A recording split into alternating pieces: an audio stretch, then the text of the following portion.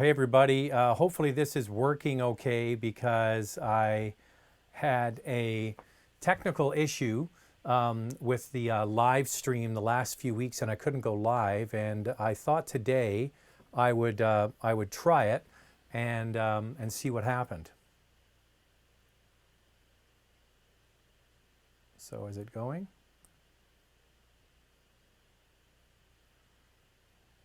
There it is. Okay, sorry guys. It looks like it's quite delayed. All right.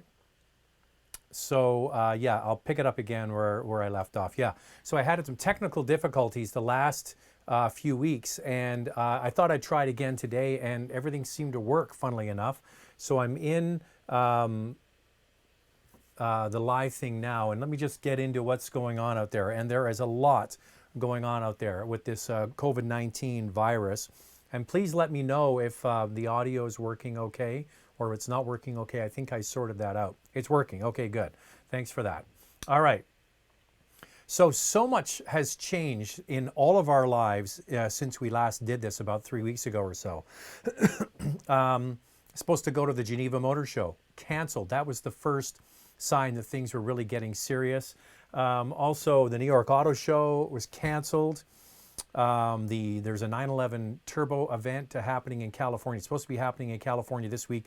That's canceled. Ford had the launch of the Bronco near the New York Auto Show. That's canceled. I was supposed to go at the end of the month to Munich, Germany, to drive the Audi e-tron Coupe. You guessed it, canceled. Just got an email today. Nissan is doing was scheduled to do a big Canadian-only event here in Vancouver and Whistler. Just been canceled today. Atlas, the three-row Atlas, not the Atlas Cross Sport that we drove recently. The three-row Atlas facelift is in San Francisco. That's canceled. Ford F-150 event in Dearborn, Michigan has been canceled, and the Mustang Mach-E. And these are just some of the things that have been canceled, which is. Where does that leave people who review cars? Excuse me. I do not have a virus. I have acid reflux, and when I start talking, it makes me cough. I apologize. And the other piece of the puzzle that's come in just the last couple of days is some auto manufacturers are pulling their press cars off the fleet. So every single week, auto journalists around the world pick up a brand new car to drive. I just picked up a Mazda CX-30 today, but a lot of the car companies are pulling their cars off the fleet, and I couldn't figure it out. I thought it was just over an abundance of caution is what they're saying. And I emailed a couple of the car companies today and I said, please don't pull your cars off the press fleet. There's no trips, there's no press events being held around the world, and now we need access to these new cars.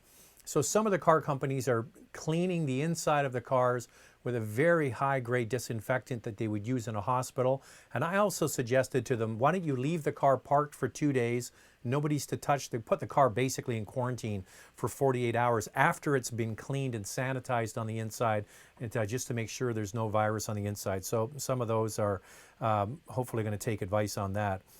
Sales of cars, just like everything else in our society, are going to plummet, which benefits people who are, I guess not risk averse. They're open to taking some risk and getting a deal on a car. People who have good jobs, civil servants, for example, if you're a civil servant working for a government, if you're a school teacher, a firefighter, whatever, and you know you're going to have a job in the next few months, there will be some killer deals on cars.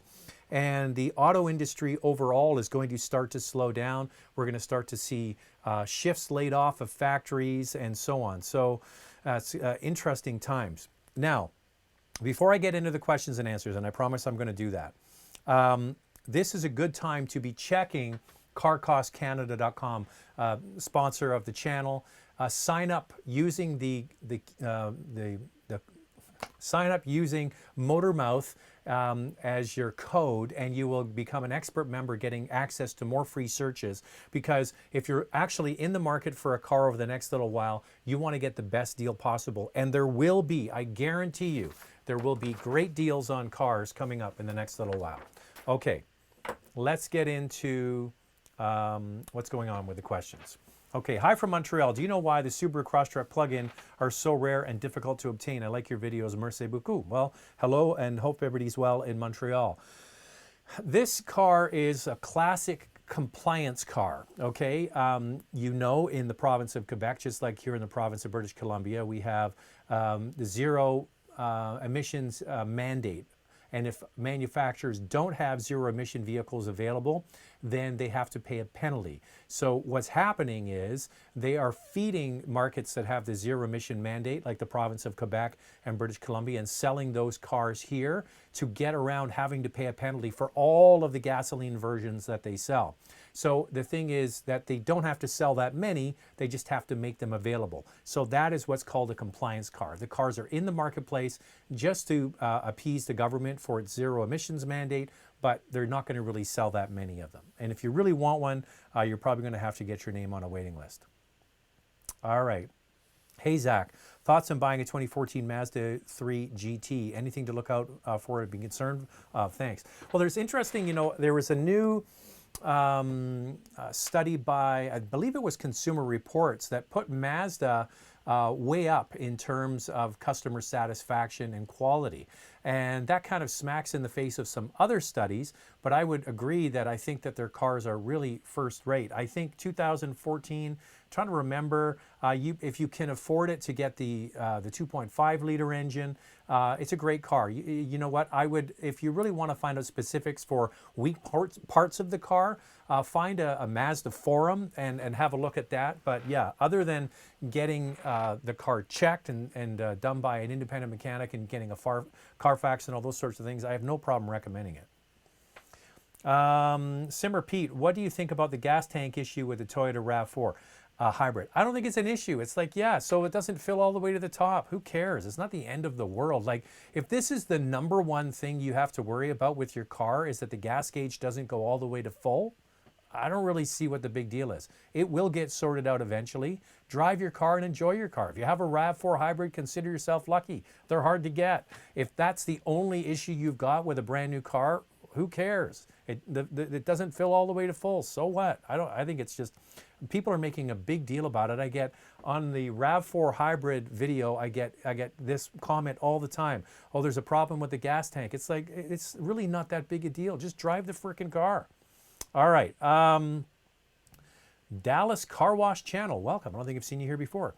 I was wondering what's your thoughts on the new GLC and GLE, and which do you prefer between Mercedes, BMW, X3, and X5? That's a good question.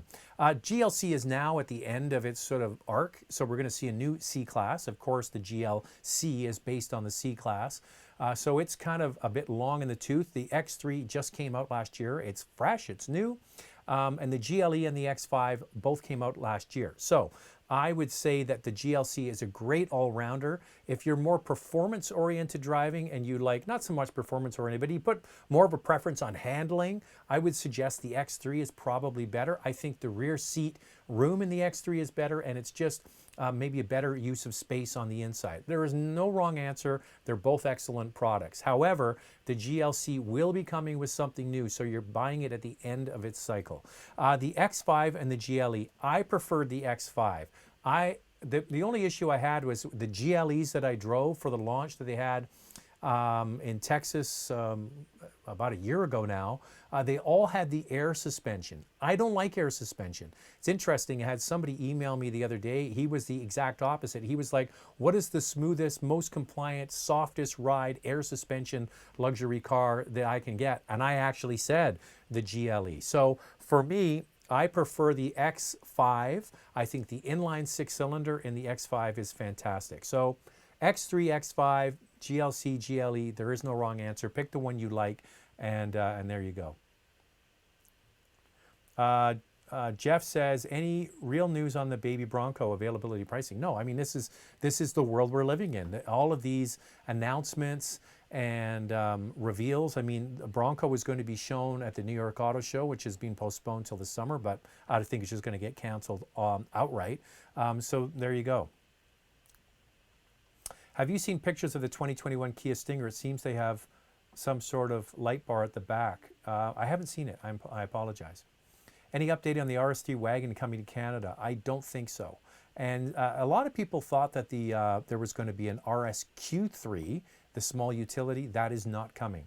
I really don't think that we're going to see that car. I don't know for sure, but wagons are not big sellers. I know they're bringing the RS6 Avant, and I think that is such a beautiful car, but I really don't think that we're going to see that.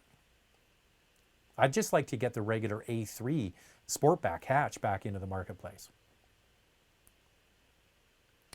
Hi, Zach. Will the GTE come to Canada? Any idea on pricing compared to the R and GTI? I asked the same question. I was scheduled to go to the Geneva Motor Show with Volkswagen for the launch of the GTI, and I would have loved it because it would have been one of the first in the world to get a video out on the new GTI. I asked that question about the GTE, and there seems to be a bit of radio silence on that. Didn't get a straight answer. I kind of wonder if maybe they're going to just hold off on that for the European market and just go, full blast with their ID cars. What they did show in Geneva was the ID4, it was sort of not production because it still had a wrap on it, but they showed the shape of the car, and that is probably going to be unveiled at the Los Angeles show later this year. So yeah, I don't know on GTE. I would hope same thing with the A3 Sportback that they showed. Or they didn't show in Geneva, they were scheduled to show in Geneva, is that will come back as a plug-in hybrid, which is the same car basically. The A3 and the Golf are the same platform, so plug-in A3 e-tron, GTE, it could be done. What are your views on the Atlas Cross Sport? Well, I'm kind of a bit mixed on it, and I get it, I understand it, and personally, it would, if I was going to buy an Atlas, it'd be the one that I choose, because I don't want a three-row utility. I know a lot of people really want three-row utilities. I always say to people, be careful if you buy a three-row utility. Everybody will say to you, hey, do you mind taking my kid to soccer practice or my daughter to ballet? Hey, you've got an extra seat. So I always joked with my wife. She wanted initially years ago a three-row SUV, and I said, I might as well get you a school bus driver hat because that's what you'll be driving everyone else's kids around. So for me, I don't want one. It's expensive, but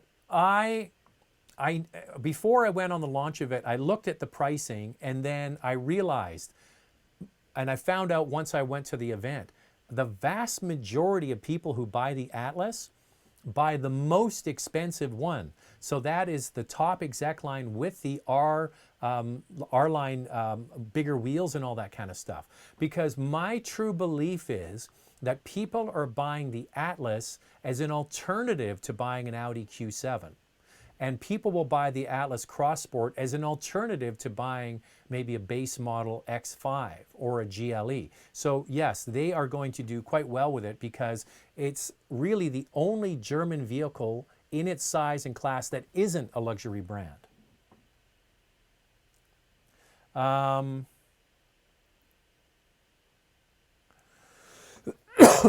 don't have the virus. I have acid reflux. People have emailed me, said, are you okay? Are you, that's what it is. Do you think the Ranger Raptor will be available in Canada? I'd like to see that. My problem with the Ranger is it's already expensive. Never mind with a Raptor skin on it. Maybe not. I'm not sure. Okay, wondering what your thoughts are on the BMW 240xi versus the Alfa Giulia 2-liter turbo. The BMW can still be had with a manual transmission, but the Alfa has a lot more character. Nervous about Alfa reliability, though. Well, these are both candidates for leasing, okay? And that's one of the things that I always recommend if you're leery about reliability of a brand that's unknown to you. And if you look at the quality scores of Alfa, it certainly is advisable. All I can tell you is that the Alfa has a sharper handling and ride, but the BMW, in my opinion, is the best car in the BMW lineup for value. Pound for pound, dollar for dollar, it is the most fun you're going to have. So I would strongly encourage you to drive them both, but if you're looking for a little more ease of mind, then the BMW would be the one to get. But that being said, BMWs are not exactly notorious for being the most reliable cars on the road either. But yeah, great cars to lease. And then if it has a problem, then move on.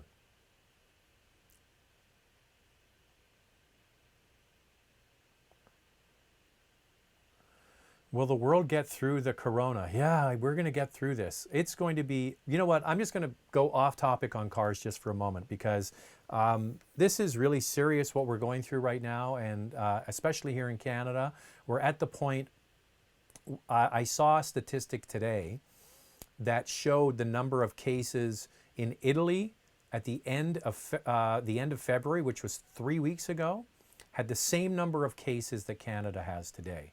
Fast forward 3 weeks, and they have almost 30,000 people, and almost 400 people died yesterday alone. Okay, so all of the stuff that's being recommended that you isolate yourself and not be around other people and stay home, please do it because we don't want to be in that same situation in 3 weeks' time. We will get through this. The biggest worry, it's going to shift. You watch. What's going to happen is in the next 2 to 3 weeks, the focus is going to go from the coronavirus, which will be probably much more widespread around the world by then, to the economy and what governments are going to be having to do. And they're going to be having to do a lot because people aren't going to be able to pay their rent, pay for their cars, pay for their mortgages, pay for all of the stuff that comes out of your bank account every month if there's no money going in. So there are so many people that are contract workers, hourly workers. You know, the example I use is imagine you had a small mom and pop catering company and you did catering for business lunches or a board meeting, or you had weddings on the weekend, or maybe you did some catering for the film industry. You had a small catering business and you hired extra people to serve food and that sort of stuff. You were bubbling along, you were busy, your calendar was full, you were making money, and then all of a sudden, within a week, it's gone to zero. That's where we are with our economy. So this is the bigger issue, is going to switch. You watch in the next few weeks, the people are going to start really bitching about the fact they got no money. All right. 2020 Qashqai or 2020 Kona? I just think that the Kona is just a great car. I really do. It's pretty hard to beat. The Qashqai has, you might not believe this, but the Qashqai has some nicer materials on the inside. The Kona, all of the inside, the dash and everything is still that hard plastic. If that doesn't bother you, it's a great product. I suggest you drive them both. The one nice thing is you can get the turbocharged engine in the Kona, and it's pretty fun to drive. It actually handles really quite well. Okay, let me just jump around a bit here.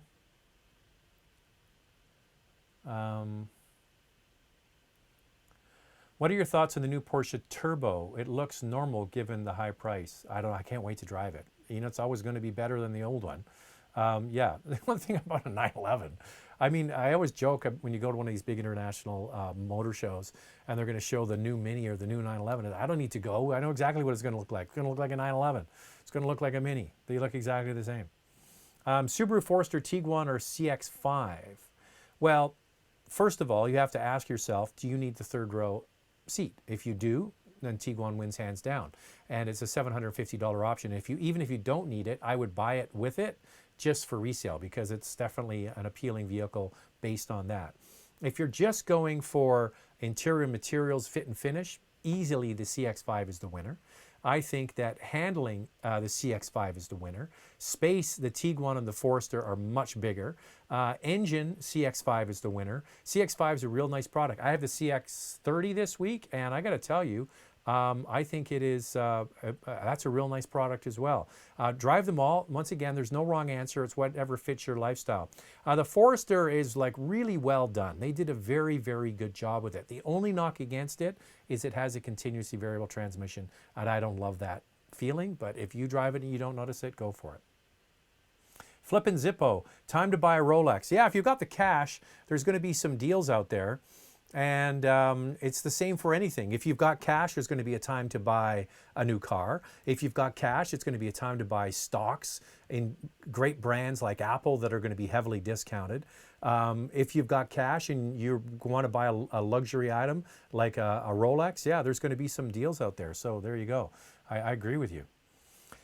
Evan Katz says, Zach, it's Evan from New York. New York, it's chaos here in the New York area. You and your wife and kids, please stay well, and that's all that matters. Thank you, Evan. I appreciate that.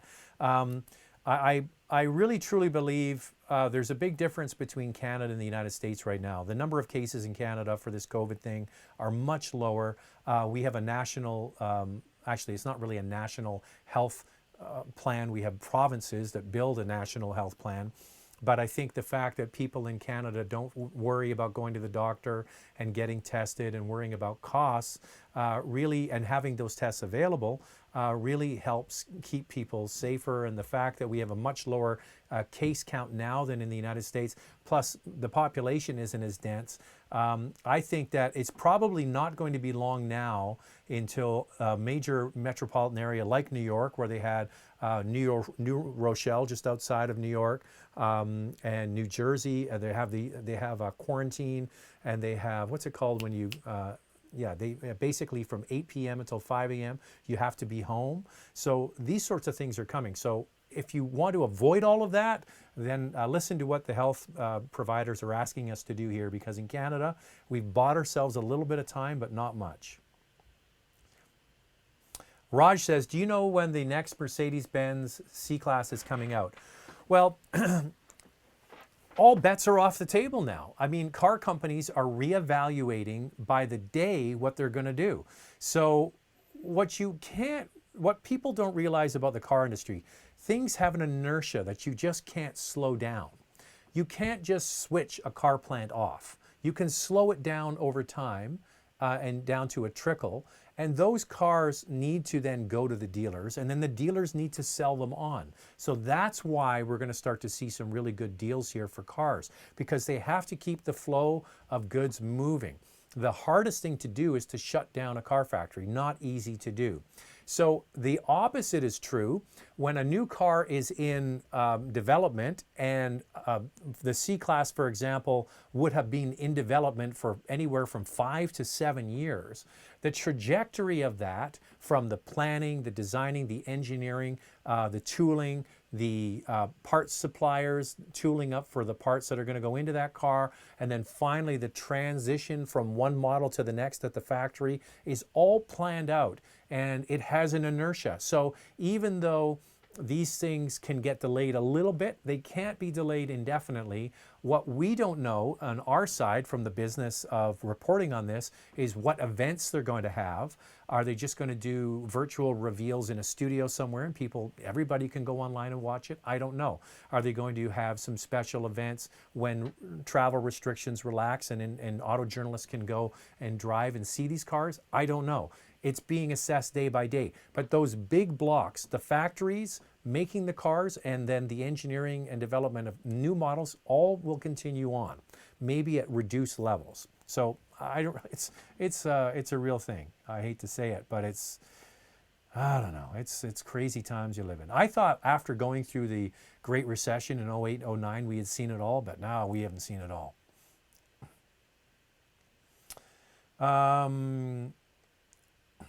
Any idea when the Toyota Rav4 Prime will be revealed and price? Okay, so there's another cancellation. The Toyota Rav4 Prime was to be held in June, the press event. They have said this summer is when the Prime will be coming. There's two ways to look at it. I'm going to use Canadian dollars because I know the Canadian market well. Okay, so the Mitsubishi Outlander PHEV starts around $23,000. But they don't sell a regular hybrid version like Toyota does with the RAV4. So one of the numbers you might want to say is it has to be under $45,000 in the Canadian market to qualify for a rebate from the federal government or a provincial government. But the problem you have, if it's under $45,000 and you apply those rebates, then that Prime becomes less expensive than the hybrids, the regular hybrids that Toyota needs to sell. So there's two ways to look at it. They might get a number just under 45,000 and make it a great deal, and then they can't make enough of them, which ticks people off, or just price it just above it so it doesn't qualify for rebates. It's going to be interesting to see what they do. But there you go. That's the scenario we're in. It's supposed to come this summer. Same thing again. These things have an inertia. The car will be coming. The plants are being tooled. The cars are being made. They have to get them off and onto dealers' lots. When the exact timing of that is, it's apparently this summer.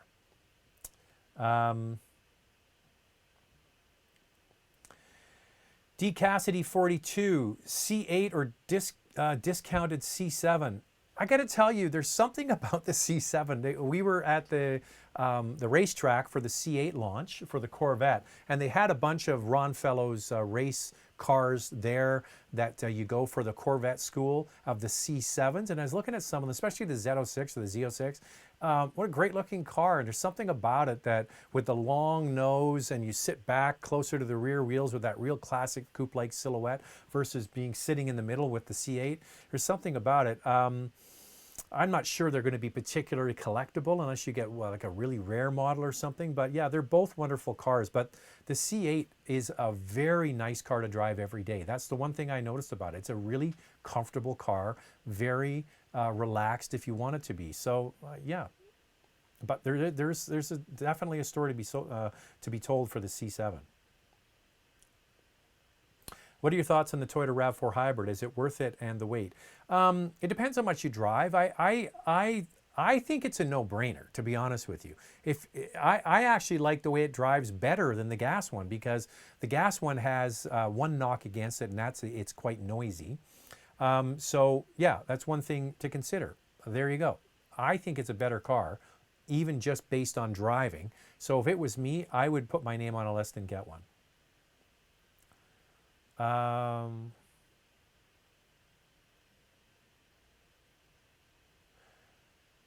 So this is what people are saying about this RAV4 hybrid gas tank thing. So you paid for a big gas tank, but you only get that, and that's no big deal. Are you a Toyota fanboy? No, what I'm saying about the Toyota RAV4 hybrid issue, where the car doesn't fill all the way to full and everybody's losing their shit over this, is the fact that if that is the biggest issue you have about your car, there are people with real problems with their car, technical problems. The car is in getting fixed all the time. It's a piece of junk, and you're worried that your gas gauge doesn't go to full? Like, this is not the biggest thing in the world. Drive the car, enjoy the car, and if you have to go to the gas station maybe once or twice more a year, whatever. I really don't think it's a big deal. And I'm not just being a Toyota. Well, I am being a Toyota fanboy. They make great cars. There you go.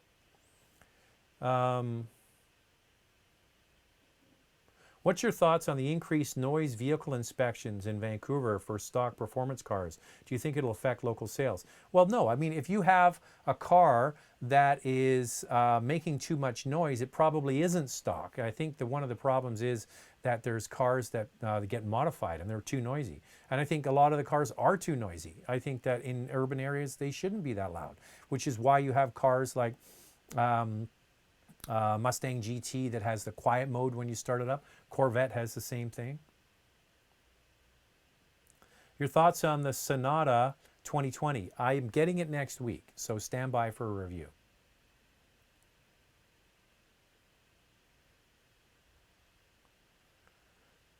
This is this same person again. Well, most people can't throw away $40,000, so don't be so dismissive of people's feelings. You're not throwing away $40,000. You still have a Toyota RAV4. It's a perfectly good car. There's nothing wrong with it. The gas gauge doesn't fill all the way up. It's not the end of the world. Like, you're being dismissive of people's feelings. That's all it is. It's your feelings. It's not factually anything really wrong with the car. The car starts and drives and gets you where you need to go. The gas gauge doesn't fill all the way to the top. I'm sorry if that hurts your feelings. That's all it is. I think it's ridiculous. Is it fair to expect in the next 2 to 3 years that every model of every vehicle to have a hybrid option? Well, not for every company. Toyota has made it very clear that by 2025, every single vehicle line will have an electrified option, meaning they're going to have regular hybrid, plug-in hybrid, the Prime line, and hydrogen available, and then battery electric vehicles. So it's not going to be every car company, but yes, there will be more hybrids for sure.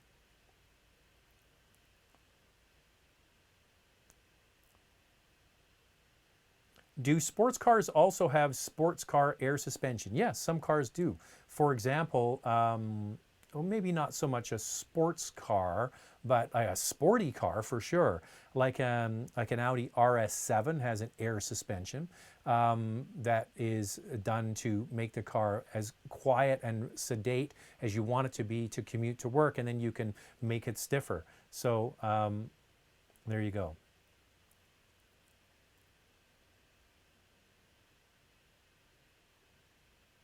Thoughts on the Model Y? I think Model Y is going to basically clobber the Model 3, just the way the Model 3 clobbered the Model S. That's the vehicle people really want. People want utility vehicles. It's quite interesting to see people who typically wouldn't buy a compact car buying the Model 3 because that's what they want to drive and it's less expensive. But people are buying utility vehicles. That's really what they want. The market has said so. 75% of the market now are light-duty vehicles, light-duty trucks, I should say. So I think once you see the Model Y arriving in big numbers, the Model 3 sales will come down to what would the industry average would be for sedans. Okay, same way you could look at German performance sedans versus German performance utilities. The utilities, like an X3, they're selling more now than the 3 Series. It used to be the other way around years ago.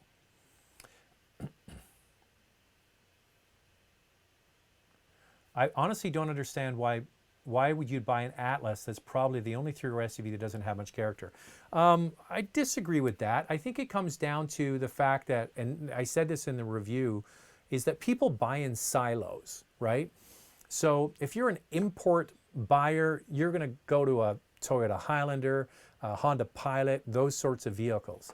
If you're a German car buyer and you don't want to buy a premium vehicle like an X5 or a GLE, that is really your only option, right, to be able to buy the Atlas. So there is a big number of people that like German vehicles that don't want to drive a Pilot or a Highlander, and they're perfectly good vehicles, and they go and buy an Atlas. I think the new facelifted one that we were supposed to drive next month in California looks better. I would agree with you that I think the first iteration of the Atlas was very Ford Explorer-esque, and I didn't think it was the best example, but yeah, I think that's really what it is. People are, and you get people who could buy an Audi Q7, buy an Atlas, and save themselves 20 grand.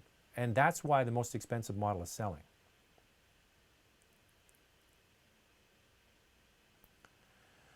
Hi, current owner of a 20 Rav4 Hybrid here, just drove Edmonton to Surrey and happy to have all-wheel drive. Wouldn't hybrid be more efficient if an engine ran only to charge the batteries? What say you?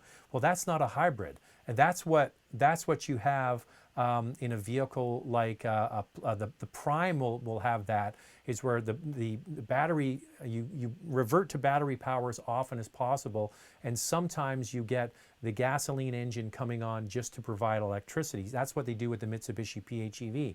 So, and that's where you get a vehicle like the Mirai that is producing electricity on board to power these small batteries. But that's not what a RAV4 hybrid is. It is a gasoline electric running together to give you the best efficiency.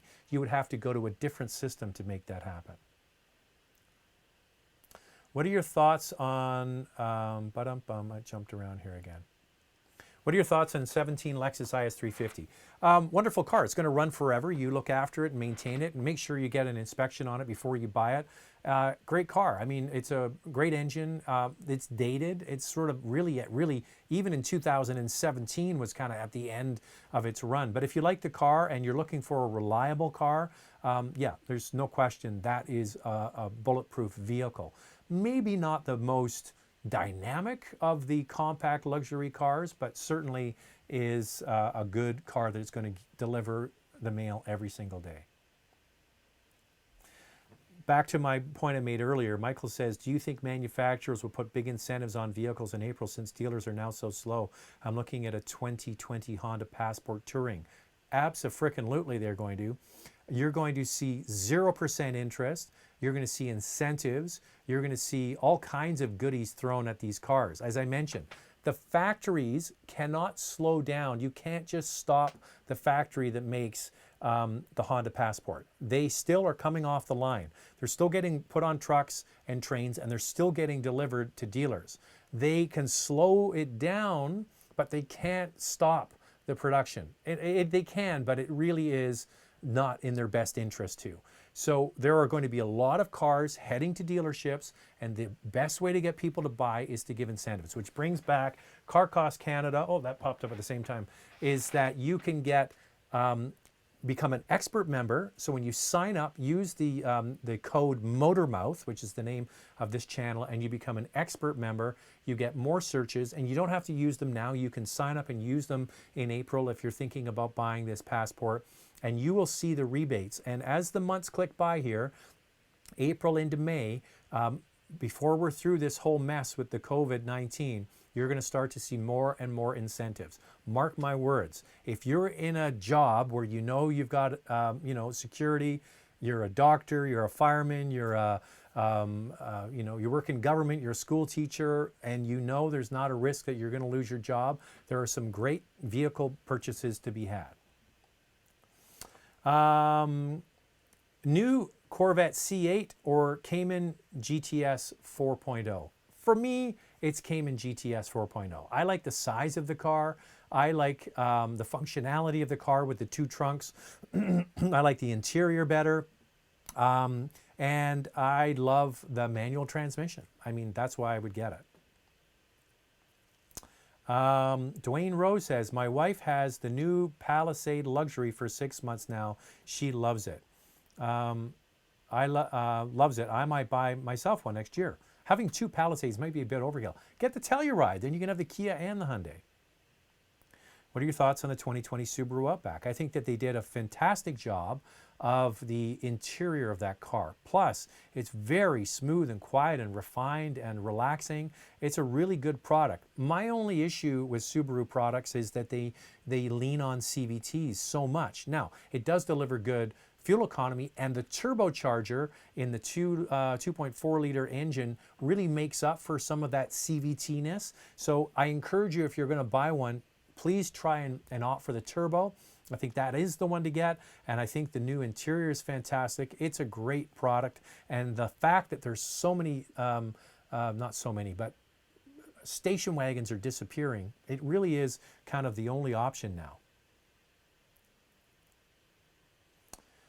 Zach, what are your thoughts on the 2021 three-row Atlas and the Honda Pilot? Which would you go for if you were going with a growing family, like to keep their car for a long time? Well, the Atlas is the biggest. I mean, there's just no getting around it. If you just want pure space, the Atlas is the biggest. This is what I found out when I was at the Atlas Cross Sport launch. We had the head of product planning there, Patrick Danielson, and he gave us the rundown of who buys the car, and also told us that the Atlas outsells Pilot.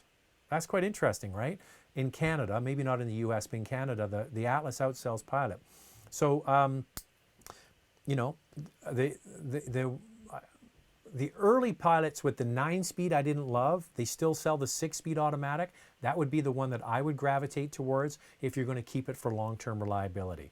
Pick the one you like best. For long-term reliability, I mean, buy a Highlander. I mean, look at that one too. Yes, curfew. That's the word I was looking for. In New Jersey, they put a curfew in place from 8 p.m. to 5 a.m.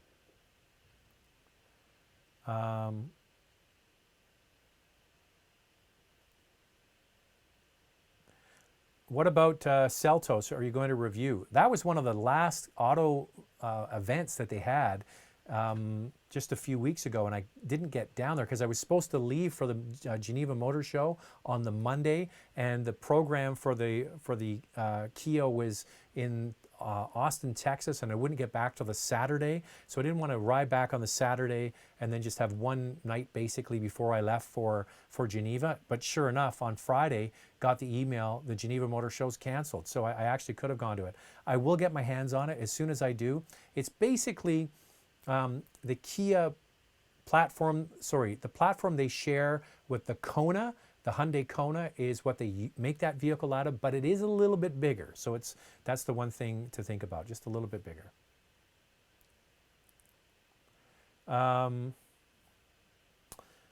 I follow your videos and appreciate your in-depth review. Which one will be better, the Seltos 1.6 turbo or the CX-30 GT? Well, I have the CX-30 this week, so there will be a video coming out, and Andrea is going to be featured in that as well. 2015 Boxster GTS versus 2020 Boxster 4.0 GTS. I think the 4-liter.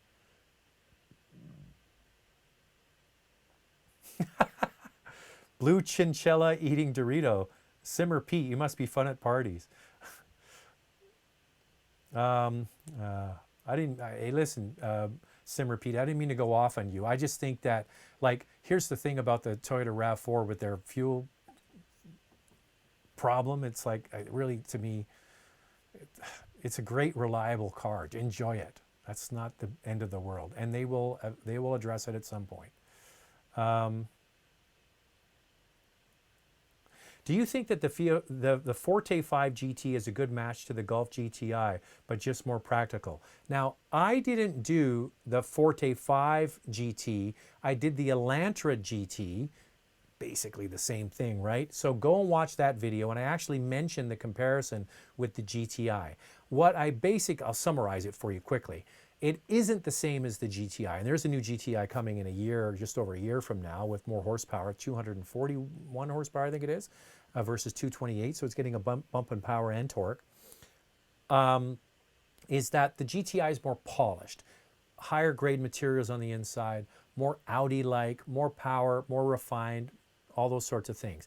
But the fun factor with the Forte and the Elantra GT models is really high, and considering it's a lot less expensive, there's no harm and there's no problem buying that car at all. I have no problem recommending it. It just isn't the same as a GTI. It's not the same feeling, but it has a different feeling and its own character, and I quite enjoyed it. So give it a shot.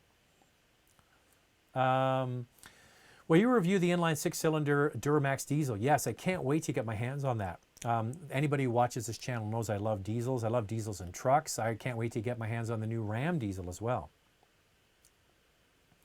Ryan David, looking at picking up a Porsche 911 991.1 or a 991.2 C4S. Thoughts on which would be better as a first 911? Also, what's your opinion on winter driving these? Salting concerns. Well, you can drive in the winter. That's not a problem. You get good winter tires. They're actually pretty good, unless for deep, deep snow. If you're a person that wants to buy the car and keep it long term, I personally wouldn't drive it in the winter. If you're only going to drive it for 3 or 4 years, whatever, drive it in the winter, move it on to the next guy. That's why a lot of people who lease them do that. I was at the Starbucks just at the end of the block here about a year or so ago, and there was this guy pulled up in a 991 turbo, and he opens up both doors and he pulls the seats forward, and both his young daughters pile out. I think it was a Turbo S, actually. He had a Turbo S, his kids sitting in the back seat in the winter driving on winter tires. I said to the guy, no, that's good. I love it. In fact, you're using it as an everyday car. And he said, absolutely. 991.1 or 991.2, no, I don't think there's much difference in it. Just buy the one that suits your budget. I really don't think there's much in terms of a big differentiator between them when it comes to the cars, other than the head unit is quite different. But other than that, no, just get the one you can afford. Get it inspected. Please take it to a Porsche mechanic. It doesn't have to be a dealer. Somebody just knows the cars, and go from there. Let's check something here. This doesn't tell. Oh, I can see. I have my watch. Duh. Thinking of purchasing a mid-sized luxury sedan over the next 12 months. Which would you recommend, an E350 or a 530i? Interestingly, last time I drove an E-Class, I was surprised by how much better it is. The E-Class used to be the pokiest, dullest car that they had in the Mercedes lineup. Now it's actually much livelier than it ever has been before. I still think that if I was going to buy one of those cars, so you're saying the 530, I would opt, if you can afford it, to get one of the cars with the inline 6-cylinder engine. Okay, I really truly believe if you're going to buy a 5 Series or an E-Class, you want the inline 6-cylinder. Don't buy the base models with the 4-cylinder turbo. It's never going to give you what the real experience of the car is. So that's my advice. Okay, have a look at one of those. This is C-Tech Productions. Hey, Zach from Toronto. How's your Cayenne diesel doing lately, and how do you feel when seeing premium gas prices cheaper than diesel right now? Love the TDIs. Yeah, this is only a short-term blip. That diesel prices right now are more expensive than premium. But the thing is, I'll give you an example. In British Columbia here, it's around $1.20 a liter. Can you still believe that? In BC, the gas prices are so high. $1.20 a liter for regular. It's $1.27 for diesel. Now, premium gas is 10 cents a liter more, so that makes it $1.30 for premium, so diesel's still cheaper. Plus, a diesel goes 25% farther on 1 liter of fuel. So even though sometimes it looks like it's more expensive, in the long run, the diesel will still be more fuel efficient. Car's been great. It's coming up on, actually, 2 years yesterday we got our Cayenne diesel. Exactly 2 years we've had it, and it has had 0 issues. We don't drive it a lot. It's only got about 16,000 kilometers on it. It's going in for service this week for its annual service, and it's going back to the dealer for an update on the emissions repair that they did when we bought the car 2 years ago. So all of the reports are on, what's it called? I've got it right here. It's the customer notification for the AKB6 software update for Cayenne and for any 3-liter TDIs. Apparently it makes the car even better to drive than before. So it's basically working out some of the bugs. So other than that, the car has been flawless. What cars is your family currently driving? Well, that's a good follow-up question. Cayenne diesel is the main vehicle we have, and we use it for our business as well. Actually, if you ever see like this shot here of the Toyota Mirai and all those driving shots you see from one car to the other, that's all shot from the Cayenne. So we're shooting towards the other car. So we use it for that. Good stunt car. And then I have 07 Toyota Tacoma.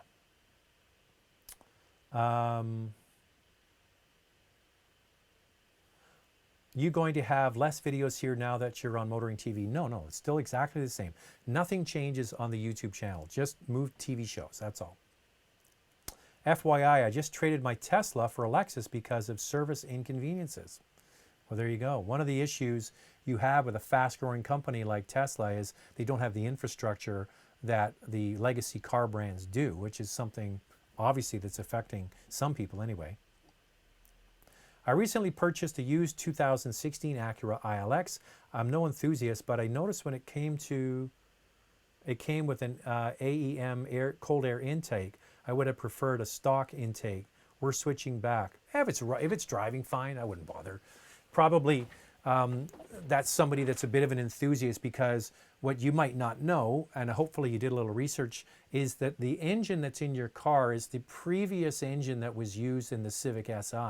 So a lot of Civic Si enthusiasts out there, they would do things like a cold air intake and all those sorts of things. It's probably making your car a little more fun to drive. And if it's running fine, I wouldn't really worry about it. If you want to switch it back to stock, that's perfectly fine. That's a great driving little car. And the fact that it has a dual clutch in it, I'm not sure what year they switched to the dual clutch, but I think year 16 has it. It's like the car that Honda never sold. They never sold the SI with an automatic. So it's a great little car. I'm glad you're enjoying it. And I wouldn't really worry about it. This is a very good comment. I sat inside the GV80 right after an X5, and I think the GV80 easily beats the X5 in terms of luxury. Now, if you haven't seen it, and unfortunately all the auto shows are canceled, that's another thing I don't have on my list. The Vancouver Auto Show has been postponed or canceled. We're gonna have to wait and see. Is the GV80, when you get a chance to look in this, if you haven't had a chance at the auto show that maybe you were referring to in Toronto, it is fantastic. It's a beautiful car on the inside, and I think that you're absolutely right. I think this vehicle is going to put the Germans on notice again. Tesla put the Germans on notice in terms of electrification, easily outselling, competitive size cars. And I think this GV80 is going to make a lot of German brands sit up and pay attention and say, wow, look at what they're doing in South Korea. What are your predictions for the auto industry sales over the next 6 months during the COVID-19 era? I think we're in for a major drop in sales. It's just no question. The economy stopped worldwide. This has stopped the worldwide economy. It's unbelievable. In my opinion, this is worse than the 08-09 crisis because that affected banking, as we all know, and everything could have stopped if the banks were allowed to fail, and that didn't happen. The banks were propped up and life continued on. In some places it was really, really bad, like the United States and other countries like the UK.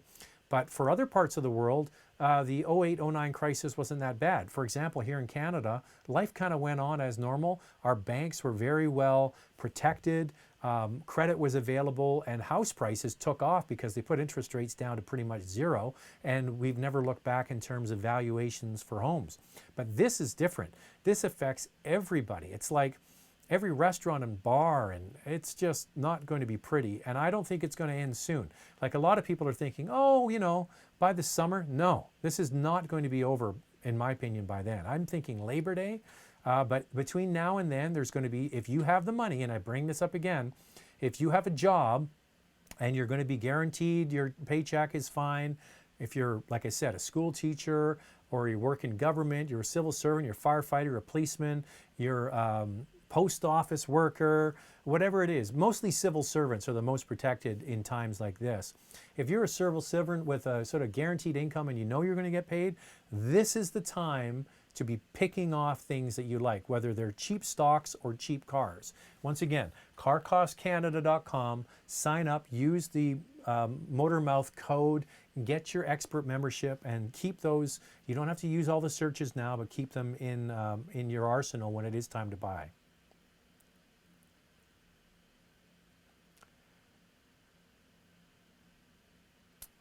Any thoughts on direct injection, long-term maintenance, and dual port injection?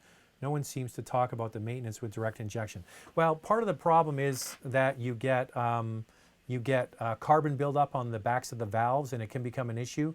Brands are getting around this by offering port and direct injection. For example, Lexus and Toyota are widely using this through their engines. That's their D4S system. So they inject it through direct injection for power and efficiency, and then when you're idling, it uses port injection, so you can still get the backs of the valves clean. It is an issue. A lot of times you have to get the valves cleaned, and they actually blast walnut shells in to get it out, believe it or not. But yeah, it is an issue.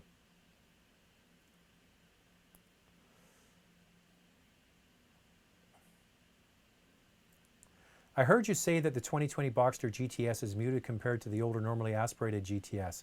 So you still prefer the new one? Maybe because the power difference? Please elaborate. Well, the GTS is still normally aspirated. That's not changed. It's not turbocharged. I think the exhaust note wasn't as loud as it could have been. That's all I'm saying.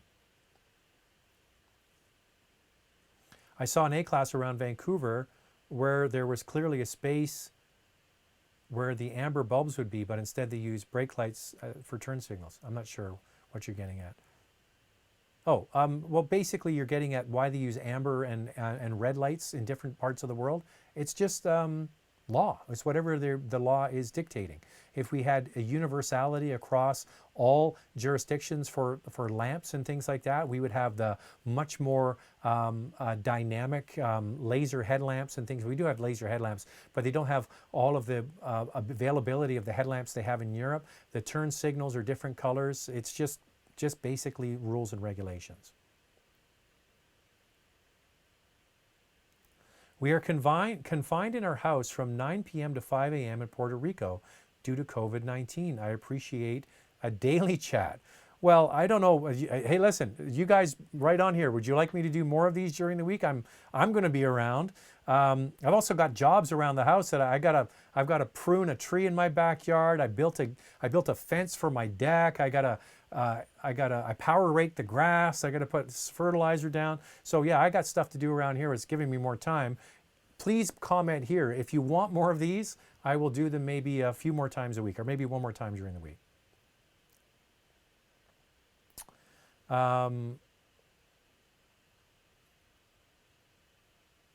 Is the Lexus NX F Sport more dynamic to drive than the regular NX? Not really. It's more of a styling exercise. Unfortunately, it looks great, but it really isn't that much different.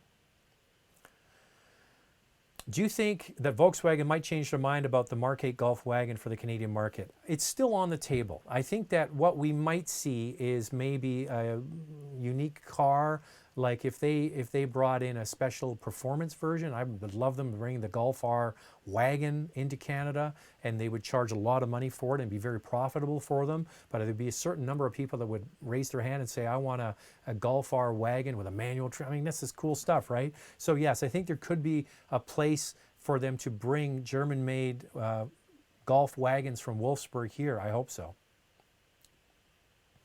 Thoughts on the Golf R versus the GTI in Vancouver? I did a video. Go to the channel, type in GTI. Excuse me, you'll find one where I reference this. I think that the GTI, especially for a market where we don't get a lot of snow, I think the GTI is a great car. And for the price difference, I think you get a lot of car for the money.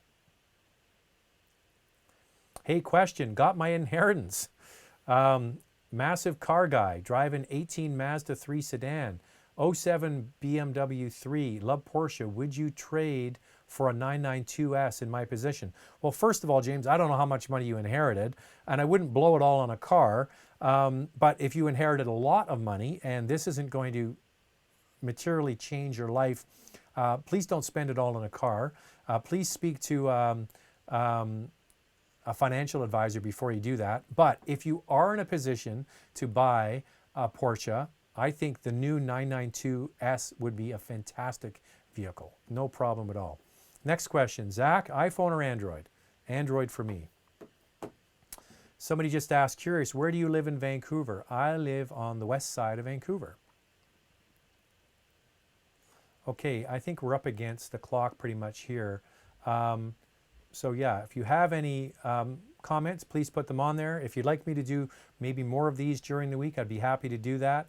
I think we're going to say goodbye for now. Please stay safe. Please listen to the health professionals. Whatever they're asking you to do, they're asking you to do it for a reason. And if they're asking you to stay away from other people and stay home and work from home and do all of that, please. I mean, we're all in this together.